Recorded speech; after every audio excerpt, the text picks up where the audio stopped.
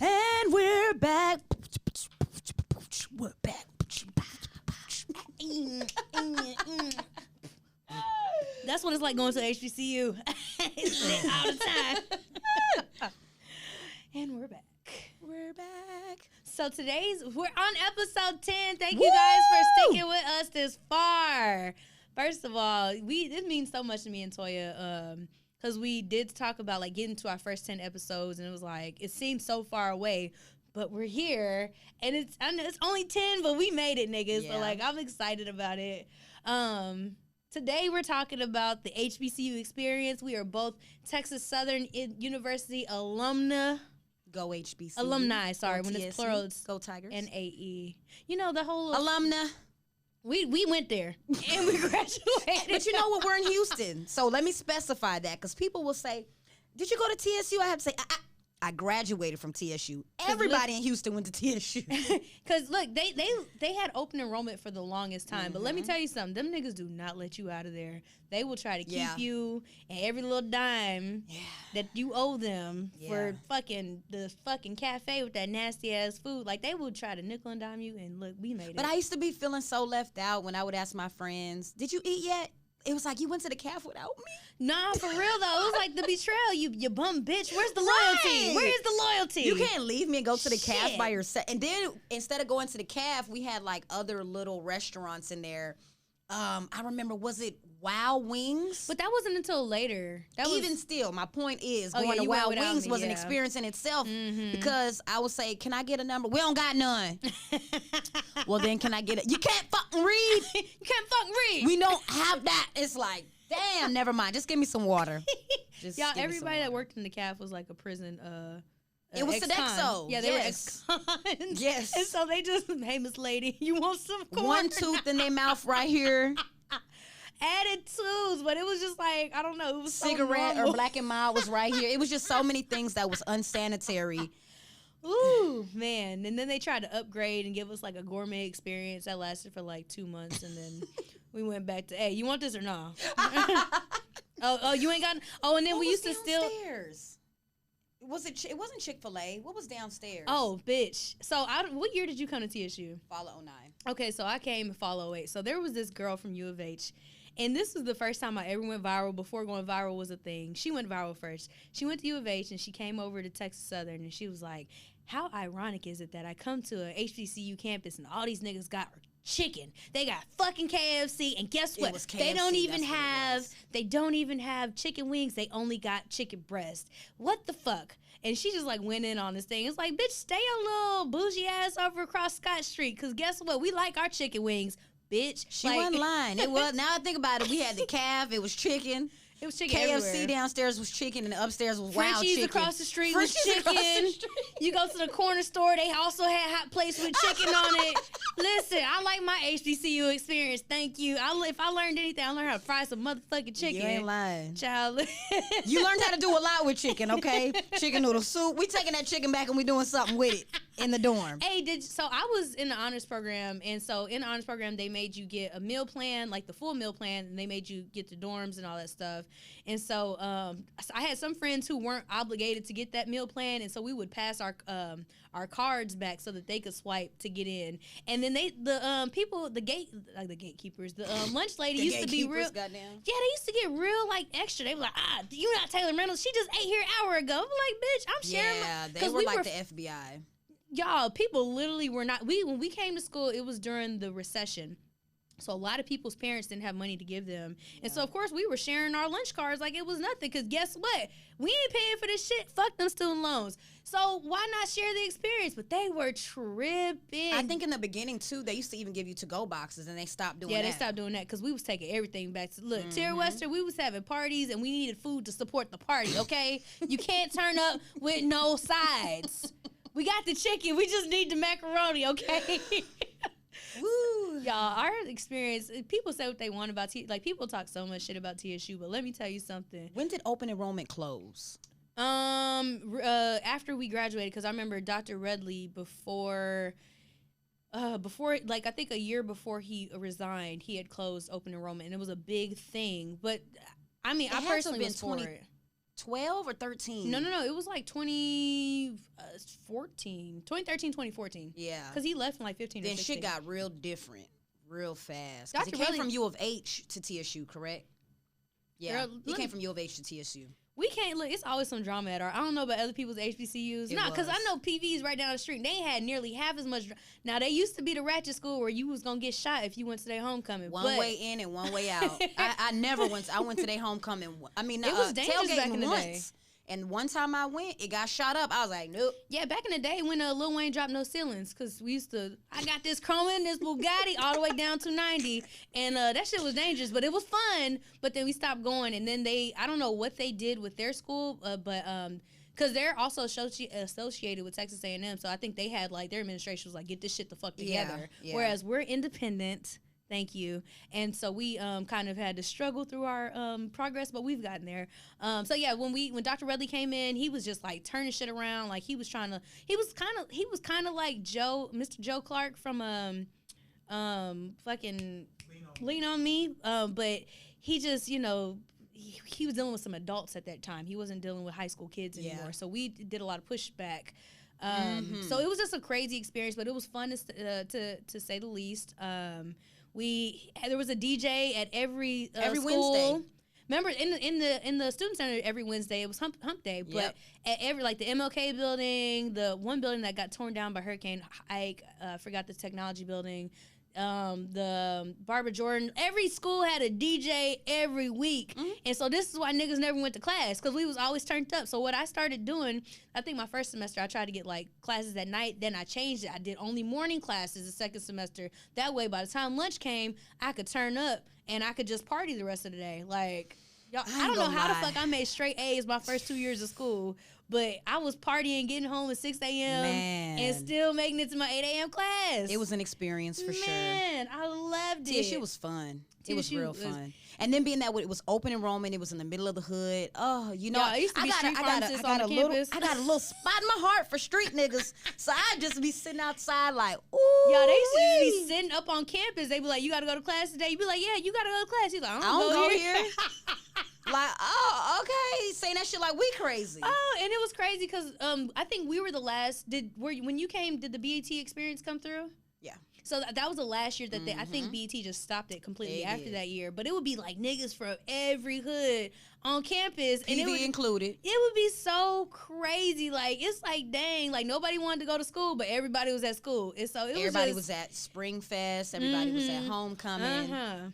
Yeah, I do want to shout out somebody, because before I came today, I was watching the news about PV's new president. She's from Brown University. Yeah, she's from Grapeland, Texas. So shout out to Ruth Simmons. I believe that's her name. I hope. Yes, people love Ruth. Ruth is changing that school around. PV is already one of the top HBCUs to go to. Is and for it to be in Texas, right in the Houston area, I think that's pretty dope. I think they are the highest paid. Their students come out the highest paid students of all HBCUs. PV is not considered an Ivy League of HBCUs. But she's trying to change it. She's trying to turn it into one. They're doing an amazing job. So, like, I just love seeing the progress of all these schools, because we're not old, but it's been about 10 years now. It's historic. So it's like we've seen when people used to talk cash money shit about us, to now it's like, oh yeah, I'm going here, and I just absolutely love the progress. I don't think they've updated their registrars lines, and niggas still ain't got refund checks, but that was the worst part of me going to TSU. Like, first of all, it was a struggle for me, period. So a lot of people don't know, I dropped out of high school when I was 16, maybe going on 17, and I was just like, forget school, this ain't for me. So for me to finally come to the realization, having an aha moment, like, you know what, I'm gonna go to college, I'm gonna get this degree. I remember sitting on the steps many a times outside of financial aid, crying like, why y'all just give me this money? Like, y'all made it so extremely hard for us to get financial aid. Like, and it wasn't even the paperwork process. It was like, y'all gatekeepers And y'all don't even get to see this Y'all money. y'all don't explain shit nicely. Y'all, this was my first time ever being a freshman in college, like a lot of people. Why is it when I come to the financial aid office, you're talking to me as if I know this and I work this? You work this and you know this, I don't. So please explain it to me on a freshman year basis of college level, please. You know what? I think to apply to an HBCU, there's a box that says, do you have an attitude, from a scale of 1 to 10? 11. And if it's anything that's reasonable, you're not getting hired. Because the way these motherfuckers just like hated talking to you, like we asked they black asses to come to work. It was just crazy, and it's atrocious, and it's crazy because, like, when I talked to everybody else that went to an HBCU, no matter if it was for an MD program, a JD program, on the East Coast, Midwest, down South, like, everybody has the same experience. Yep. And the crazy part is we all went to school in the 2000s where electronic transfers was easy, but niggas still wanted to hand out checks and make you stand in the line, alphabetized by your last name. It's 10,000 students, freshmen. How the fuck are we supposed to stand in line and figure this shit out? And it's crazy because in Houston it be hot as fuck, right? So you gotta truck your ass all the way from one end of the Tiger Walk to the other, and still make the class in time, and you just drenched in sweat. And this is, oh my god, y'all! I remember when I first went to TSU, and mind you, I moved from Maryland here, and I'm like, why is there so many niggas with washcloths in their pockets? Until summer hit, and I said, God, give me one of them damn washcloths so I can put in my back pocket too. It's hot. Listen, this is not HBCU related. We moved here, so I'm a military brat. We moved here from Germany. The weather is the exact opposite of Houston. It's always raining, always cold. So we get here, and my dad's like, just go outside, be some kids. So we went outside for a couple minutes, came in drenched. He was like, did y'all niggas turn the sprinklers on? We were like, it's hot outside. We're hot. Now I see why. Maybe that's why the financial aid people had attitudes. Because it's so fucking hot. Man, it was crazy though. Like, but let me tell you something. When everybody got them refund checks, nobody in class. Baby, nobody was in class. It was parties everywhere, including me. Everybody was on a trip. Everybody had the brand new furniture. Look, niggas was laid up. That's when everybody started getting girlfriends and boyfriends, because that's when people started acting right. It's like when refund checks come for tax season, but it's when you at school at an HBCU, because a lot of us are on a financial aid. And so we have a little bit extra money that we took out that we didn't need and that we're not paying back. Man. Fucks I remember when I was reading through the little contract, and I'm like, this is wild. They're really letting 18-year-olds decide if they want to take out $20,000 or max it out to $50,000. Like, what? But they won't let you get a house. You gonna tell me my no credit having ass is eligible to sign up for a life worth of debt, but I can't get something that's actually gonna grow, like that's gonna benefit me in the long run? Because you know what, y'all can have this funky ass degree. I mean, well, I am using it, but if I could get a refund, I would get a refund and I would go twerk some ass. Look, we're not gonna tell y'all not to go to college. I'm not gonna say that. I'm just saying in this new age, and I know there's a lot of people that disagree with me on this. There are so many other ways. Like, I want people to stop associating college with a career. I think you should go to college to get the experience, and I think you should always be educated regardless of how much money you get paid to be educated, because knowledge is power, right? Correct. But I also think that if you're going specifically for a career, unless you are an engineer, an attorney in finance, like something specific. Correct. You don't need a degree in how to fucking paint. They will let you literally have a general studies degree for 3 years, and then you get into your 4th year, and now it's like, okay, now you need to buckle down and figure out what do you want to do? Like, what? And then that kind of takes me back to high school. High school, really, you don't, unless, depending on the high school, I will say that, you're not developing any type of mental critical thinking to say, this is what I want to do in life. Because I knew what I wanted to do, which would be help people. So I'm thinking, social work. Get into social work as my first degree. Was like, hell no. Too little money, too many problems. Let me do child development. Hell no. Too little money, too many problems. Now I got a bachelor's in health studies with a concentration on kinesiology. I have a bachelor's in psychology. I did not play no sport in college. I was in there with all the football players and basketball players. Oh, I loved going. I attended every class. How you doing? Did you make it to your okay. If you need help tutoring, let me know. But literally, like, it didn't. I don't know. I don't discourage people from going to school, but I'm definitely gonna be raising my daughter in a different light when it comes to school. I mean, even if I got to put her in trade school or something, to where when you coming out the gate, you got some type of experience or something. I think that's when it comes to you got to be strategic, right? Because I think the experience of going to college as an adolescent is very, very important, especially if you don't come from a privileged family, because I feel like it exposes you to a lot of different things that you may or may not feel that you would have been exposed to otherwise, right? Like, I feel like a lot of people go to college and they have one idea of what they want to do in life, and then they completely go in a different direction because they were taught they have a voice. Or a lot of people like myself, like you come from a house where it was frowned upon to be quote unquote woke, but now it's like, hold on, like, fuck that assimilation shit. Like, I miss niggas. Like, and I stand firm in my beliefs and my words. So I know there is a space for college. I just think we got to disassociate it with this is how much money you're going to make. Because, like, they push that STEM program so much that they left us creatives in a very awkward place where I now do so. Okay, so I am a productivity management engineer. I do a lot of data analytics, and it's not my forte. I have to work really hard to get it. It does not come natural to me as something in a creative space does. So it's like I was forced into another field, whereas if I wouldn't have done that and they just let me be creative, I could have, let me say, this is what I want. What I'm doing right now with the Heaux Bag is what I wanted to do when I was in high school. And it took me to get to 30 years old to say, you know what, there's other ways to make money. There's other, like, a means to a madness. Like, I can figure out how to juggle it all and not have to put it all in one space. I think I'm not a parent, but I think there's a way to teach somebody how to do something, but also let you know, look, you can go out here and be wild with the other 18-year-olds. Be a kid, because let me tell you something. Society is not nice to us, especially black people, where we do not get to be ourselves outside of school after we turn 21. So I think people need to go to school and just fucking live and do everything under the sun, except for, you know, no shade. You had JoJo in college, right?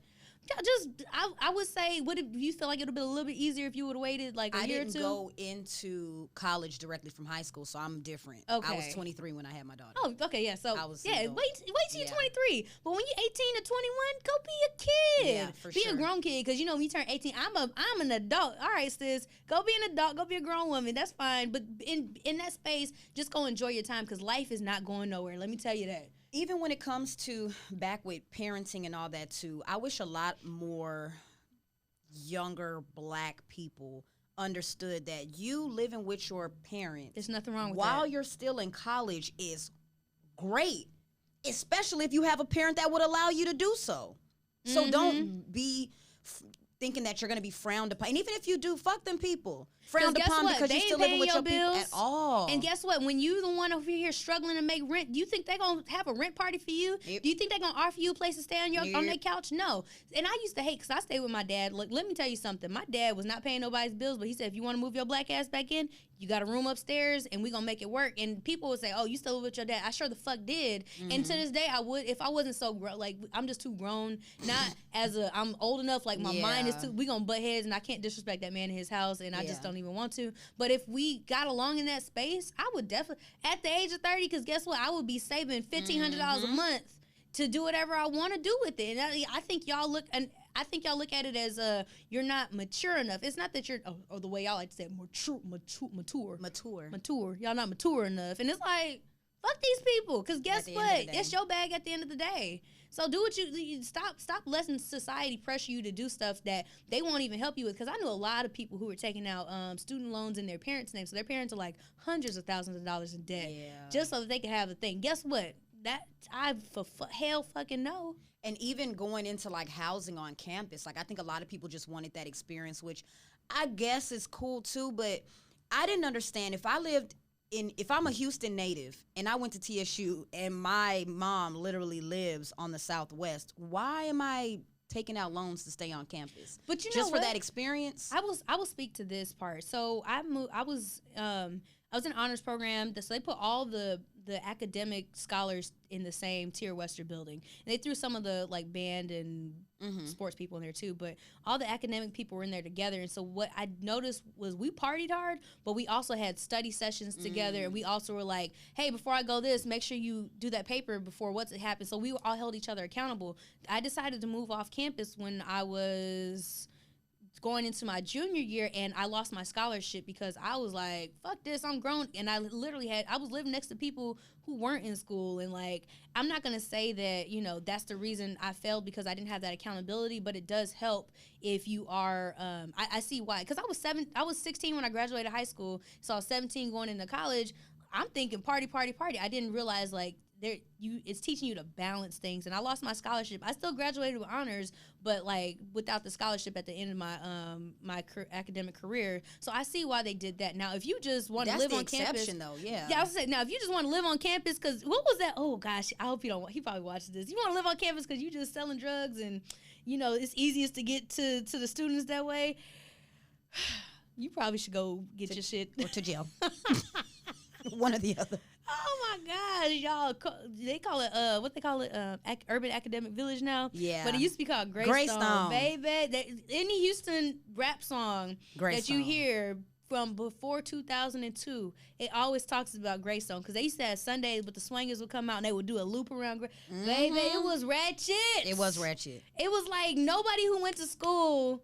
For some reason, I don't know how people who didn't go to school lived in those apartments. Like, I think the best on campus, quote unquote, because I used to stay at one point in Courtyard Palm Apartments. Ooh, girl, we had our own thing going on. We literally had a gate around these apartments in the hood, walking distance from TSU, to where we had a party one day. June, who's a producer from Houston, I think he was our DJ for that, or Bluetooth. It was one of them that was our DJ. That was our DJ. The police came. I remember running around to close the gate so the police couldn't get in. We had a whole block party at Palm Apartments, and the police were just outside the gate and couldn't get in. That is hilarious. I remember Savoy. Savoy probably was the nicest apartments to me. But Savoy wasn't student housing. Oh, it became student housing later. That's what I'm saying, yeah. But at first it wasn't. And then I think so many students moved on there. That's when they were like, fuck it, we're going to rent out to people like in college. Canal ended up being damn near like TSU student. Basically, everybody lived there. But Greystone, though, I remember, I think it was my first time walking in there. I'm like, ew, like, this is what y'all are paying $3,000 a semester for with these little bitty. They had a shootout in Greystone in 2007. Sounds about right. Between DC niggas, y'all came out here Dallas niggas. It wasn't even Houston people. It was it was crazy. Like when I say going to our HBCU was so great. I remember. So mind you, I came from Germany, so I don't know shit. Like unless I seen it in a music video, I don't know shit about shit. So like you're a suburban dude. We're on the tennis court before they transferred it into whatever it is now.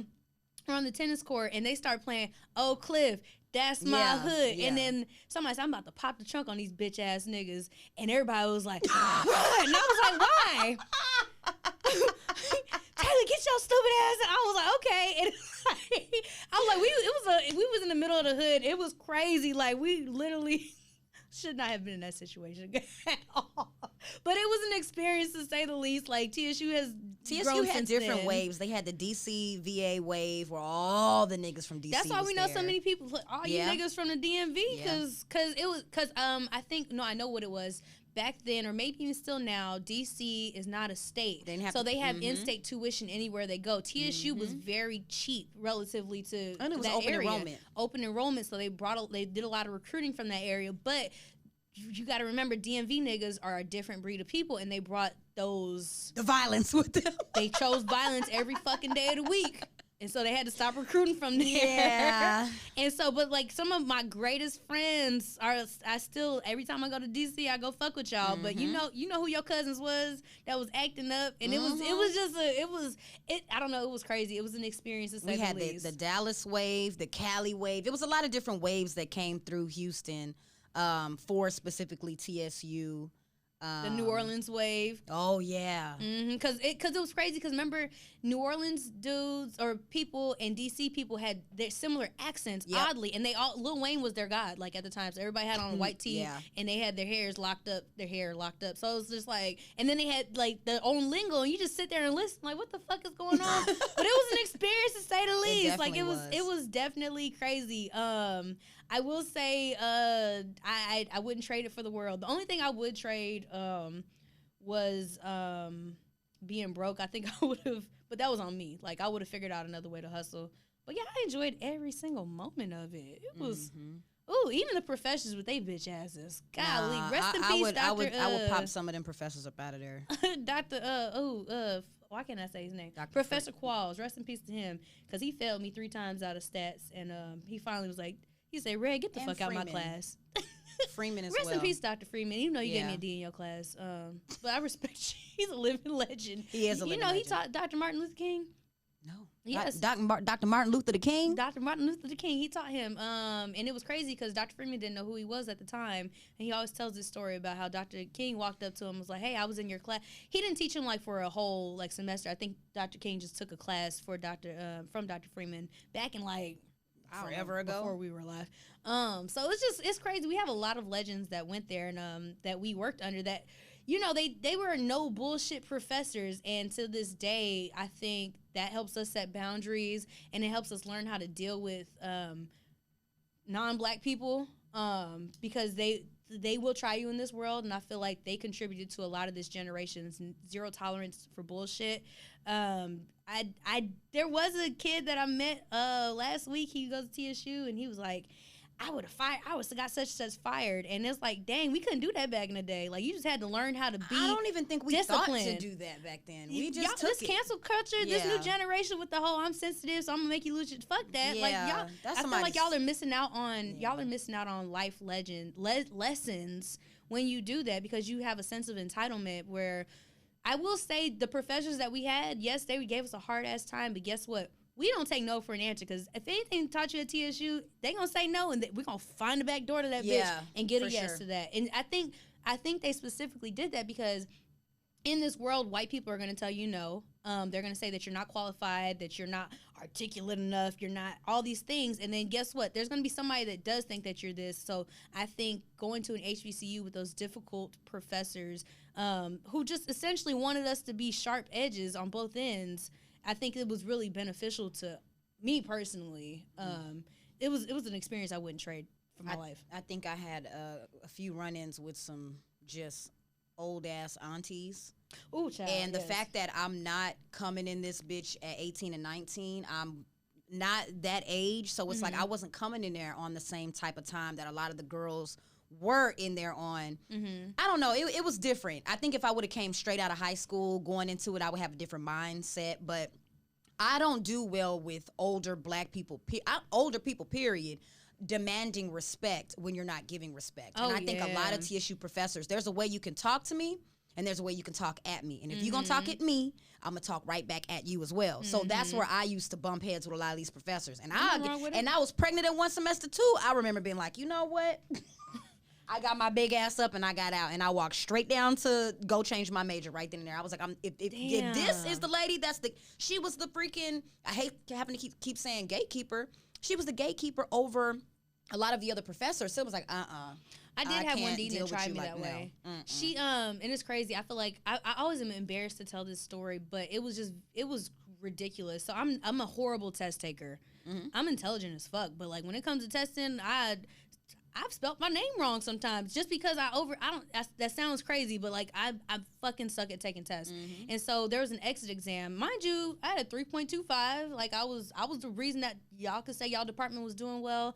I couldn't pass the exit exam. So you're allowed to take it 3 times, and I took it twice my freshman year because I just thought I was that fucking smart. Like, so I had one more time, and then I ended up getting into my major my junior year, so I forgot all about this test. So then after I finished all my classes, it's time to graduate, I'm like, oh shit, I gotta take the exit exam.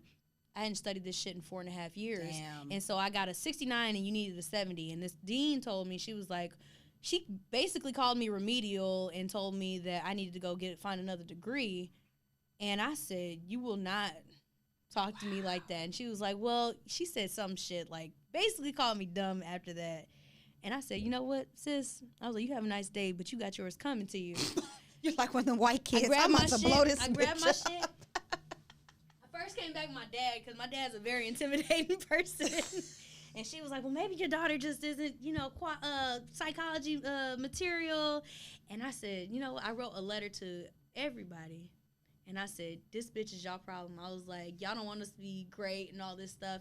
And I eventually, she was like, you know what? We had an error on our part. I didn't see that you, like, were one of our best students. And, like, wow. They let me graduate. And I was just like, you are the problem with black people. Well, that goes back to what you said, that HBCU, them 3 years prepared you to not take that no, and you kept pushing for it because you know you deserved it. Girl, I was like, and the crazy part, I don't even use this damn degree. Like, y'all can have this shit back. I mean, I would kind of say the same. That's why I was like, I have a freaking kinesiology degree. But if it wasn't for me having a 4-year degree from, a bachelor's degree, I wouldn't have been able to skip past not having experience in the position that I am now. So I guess it kind of works, but...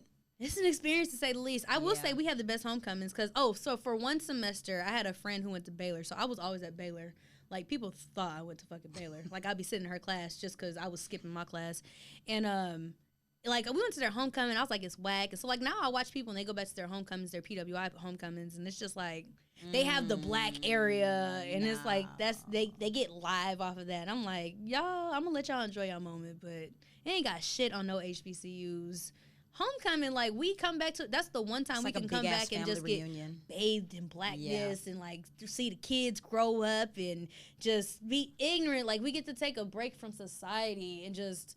The next TSU homecoming is going to be so live because we didn't have one. We didn't have one. Because of COVID. Listen, I think every single HBCU homecoming is about to be ignorant. Yeah. They about to have to put some new laws in place. I already see it happening because... Shit, I'm coming out there butt ass naked. Like, I think I'm gonna have to actually get a RV this time and a tent. Yeah, and just I'm gonna empty my 401k for it. Like, I'm playing. I'm not doing this. I'm coming to Taylor's tent. Listen, I cannot wait. Like, and it's crazy. Like, I'm trying to do a road trip. I'm trying to hit G-Ho. We need to make our own college BET tour. Listen, the Heaux Bag tour. Look out for it. You know what? We told you we're going to put that link in the bio now. We not playing with y'all. If y'all want to donate to the Heaux Bag HBCU tour, just let us. We'll get that started now. We're going to do that after we hang up on this. But y'all, I do want to comment on one thing, though. I had a little vent on Twitter. And my Twitter is private because I'm just going to get fired if I ever make it public. But you motherfucking... I want to retweet you so bad, and I'm like, damn it. You PWI nigga. It's something about going to an HBCU. We all are taught that we have to stick together because nobody else is going to look out for us the way we look out for each other. And so, like, I've worked for a couple different organizations, and I noticed that the black people that did not go to HBCUs are very much so crabs in a barrel. Not all of them, but a majority of them. And they also will throw you under the bus for their personal gain in front of these white folks. And it's like... Why? I don't get it because you're not getting a raise off of this. And if I get fired, guess what? Yeah, you're going to be the token Blackie until the next one comes. So you want to be the only nigga in the place? Like, that doesn't make sense. Whereas, like, when you work with other black people, because we'll get different black people that come in from different, walks of life, and they like, hey, what you doing? I'm gonna put you up for consideration for this job right here because I see you and I know you just haven't had somebody to help you out. People I don't even know their last names have done it and I know where they came from. But it's when people go to PWIs, it's just like, I don't know you. And guess what? The crazy part, the blackness in me will never feel comfortable enough to go to my white counterpart and say, Toya her reports look like shit. I'm gonna come to you first, like, hey sis, you might want to work on this. Hey, you might want to work. There's a way. I'm gonna approach her before it ever gets to the point that it's somebody else with the authority to wipe her name off and be unemployed. It gets to her, and I don't see that. Now I will say some D9 people. They D9 Divine 9. That's the black letter Greek organizations that you guys see. Deltas, AKAs, Alphas, Qs, Iotas, even those, whatever. Kappas, Sigmas, Zetas, and SG Rhos, like they have more sense of community, even if they did go to PWIs. I will say that's an exception to the rule, and everything, like I said, is not solid, but from my experience, working with PWI Blacks is the most difficult thing. And so I'm glad to see this new wave of kids, like the generation under us, because we're not the youngest ones anymore. They're all choosing HBCUs to go to, and I'm so proud. Like, y'all don't even know. That's going to affect like the future generations for years to come, because they're going to have more sense of community and less sense of entitlement just because they're token Blackies. And I think token Blackies and pick Mishas are going to start to fade away if you think about it. I think those token Blackies, that's such a funny word. It is. That's going to be one of the bullet points, token Blackies. I like that's it. Funny. I think that they are, those 4 years that they went to school with a lot of white people there, they kind of attracted some of their mannerisms as far as like feeling entitled. That's one thing that they've carried with them that they learned from a PWI versus the HBCU people. We probably just learned not taking no, keep going harder. No, they feel entitled. They feel like they belong here, da-da-da. Till you get into the real world, and then you forgot you was a token Blackie. What? I'm getting fired after all I've done? Yes. Yes, you, nigga. Token Blackie. What did Kanye? I know we mad at Kanye, but I love Kanye. Kanye dropped some gems. Like, he always drops in. You still a nigga in a coupe. Like, it doesn't matter. Like, they're going to treat you accordingly. Like, until you're no longer of use to them. Like, as long as you stay in your space.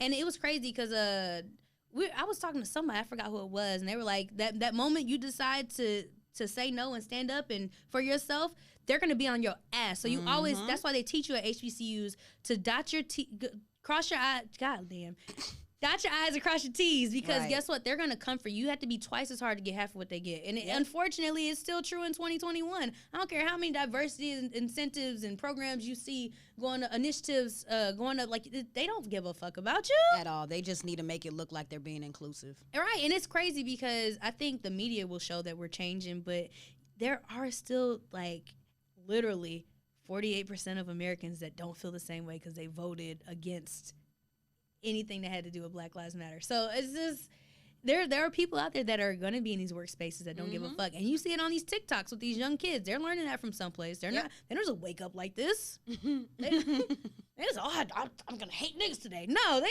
parents told them that shit. So it's, y'all, we gotta stick together. And I'm so happy I have an HBCU experience. Same.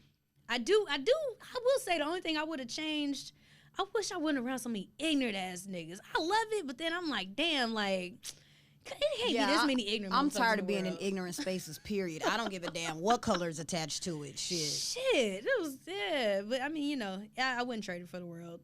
I had fun. I loved it. Do you have any whole tip when it comes to HBCUs or PWIs or even little coons in the workplace? Damn, you asked me a lot. I know. Give us a couple of whole tips. Okay, then. I guess my whole tip would be a blanket for this thing because we do need to wrap it up. Young people, I know you guys follow LLC Twitter, but go to school and enjoy being young and Black and free while you can, because it's not always going to be like that. Fortunately, we live in Houston where we are allowed to be young, Black, and free still up into our 30s. But if you decide to move to Seattle or wherever you move to, you might not have the same experience. So don't turn it away because, like, you see these rich kids going to school. It's not like they need it to go get a job. They can ask their parents, but, like, there's an experience that you cannot trade. So if you get to choose between an HBCU and, you know, unless you're in football and want to be a part of the Rose Bowl or something like that, like, even then, contribute to your HBCU. Take them to the next level. So, yeah, I wouldn't trade it. Choose an HBCU. I think mine would be, since we were talking about college, I just went to the Galleria the other day, and I saw so many young Black people standing in the Gucci line, and I just said, damn, I bet you somebody freshman year just got their refund, standing in line about to blow it on a bag, just for you to get that bag and not have a goddamn penny in it. Don't be that person. And let me tell you something. You might not have that bag in 5 years, and you're going to have them student loans still. Because I still got them. Yeah. With that being said, bye.